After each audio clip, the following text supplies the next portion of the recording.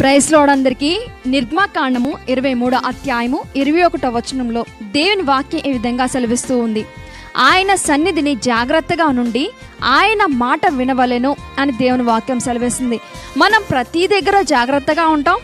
ఎవరన్నా ఏమన్నా అనుకుంటారేమో అని మనం జాగ్రత్తగా నడుచుకుంటూ ఉంటాం. అయితే దేవుని సన్నిధిలో మనం జాగ్రత్తగా ఉండాలి.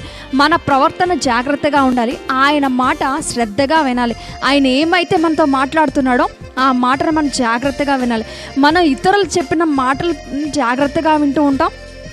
బయట విషయాలు మనం వింటూ ఉంటాం, జాగ్రత్తగా వింటాం, ఆ మాటల పైన లక్ష్యం ఉంచుతాం. కానీ దేవుని సన్నిధిలో మనం ఆయన చెప్పే మాటల మీద లక్ష్యం ఉంచాలి, జాగ్రత్తగా వినాలి. మనం ఆయన సన్నిధిలో జాగ్రత్తగా ఉండి ఆయన మాటలు వినేవారముగా ఉండి దేవునిలో దినదినం ఎదుగుదుముగాక. ఆమేన్.